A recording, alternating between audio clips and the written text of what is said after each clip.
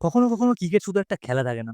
এটা হয়ে ওঠে যুদ্ধ, কখনো ব্যাটার বলের লড়াই যেন দুটি দেশের আবেগ, সম্মান আর অস্তিত্বের লড়াই। আর এমনই এক যুদ্ধের সাক্ষী ছিল ইংল্যান্ডে এজবাস্টনের ঐতিহাসিক ম্যাচ। যেখানে ভারতের এক তরুণ ব্যাটসম্যান নিজের ব্যাট হাতে রচনা করলেন এক মহাকাব্য। একটা গল্প যা শুরু হয়েছিল ২২ গজের মাটিতে আর শেষ হলো কোটি মানুষের হৃদয়ে। আজকে এই ভিডিওতে আমরা আলোচনা করতে চলেছি সেই ঐতিহাসিক দিনের গল্প, অর্থাৎ ২য় টেস্টের ৪র্থ দিন। যেখানে শুভমান গিলের ব্যাটে লেখা হলো ক্রিকেট ইতিহাসের এক নতুন অধ্যায়। সকালে সূর্যটা তখন ধীরে উঁকি দিচ্ছিল এজবাস্টনের আকাশে। মাঠটা তখনও শান্ত, কিন্তু চারপাশে চাপা উত্তেজনা। আগের দিনই ভারত বিশাল লিড নিয়ে রেখেছিল।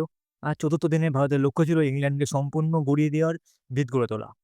কি যে তখন ছিলেন করণ নায়ার আর রাহুল। দুজনেই শুরুটা একটু ধীরে সুস্থে করেন। শুরুর ঘন্টা ২টি উইকেট পড়ে যায়। করণ নায়ার ২৬ রানে আউট হন। এরপর রাহুল চলে যান ৫৫ রানে।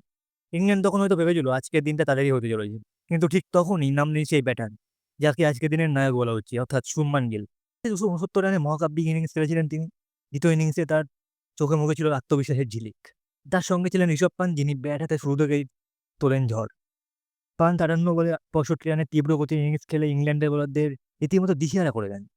কিন্তু দিনের আসল গল্পটা তখনও শুরু হয়নি। শুভমান গিল তখন চুপচাপ, কিন্তু প্রতিটি বলকে তিনি নিজের নিয়ন্ত্রণে রেখে একের পর এক শট খেলতে থাকেন। তার ব্যাটে উঠে আসে অর্ধশতক।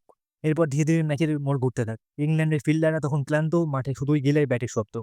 লাঞ্চের পর শুভমান গিল আর পেছনে ফিরে তাকাননি। ৪-৬ পরিজয়তে তিনি স্টেডিয়াম কাঁপিয়ে দেন।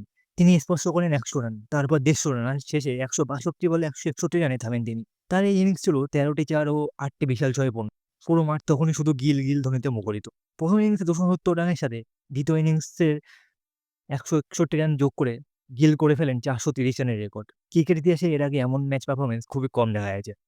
এদিকে অন্য প্রান্তে ছিলেন জাদেজা। তার মতো করে তিনি নিজস্ব ছন্দে খেলেছিলেন। ৬৯ রানে অপরাজিত থাকেন তিনি। দুজনে মিলে গড়ে তোলেন ১৭৫ রানের অপরাজেয় পার্টনারশিপ। শেষ পর্যন্ত ভারত ইনিংস ঘোষণা করে ৪২৭ রানে এবং ইংল্যান্ডের সামনে ৬০৮ রানের এক বিশাল লক্ষ্য রেখে দেয়। মাঠের বাইরে তখন সবাই হিসাব করছে ইংল্যান্ডের এই লক্ষ্য অসম্ভব কিনা। আর ভারত, তারা জানতো এই ম্যাচ তাদের মুঠোয়।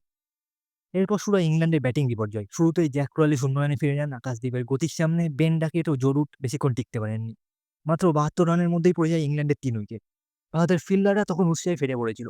দিন শেষে ইংল্যান্ডের স্কোর দাঁড়ায় ৭২ রানে ৩ উইকেট। তাদের জয়ের জন্য এখনো দরকার ৫৩৬ রান।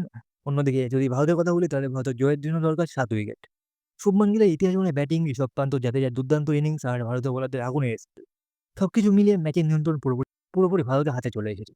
এখন শুধু দেখতে হবে যে ডে ৫ এ কারা বাজিমাত করতে চলেছে এই ২য় টেস্টটি, ইংল্যান্ড নাকি ভারত।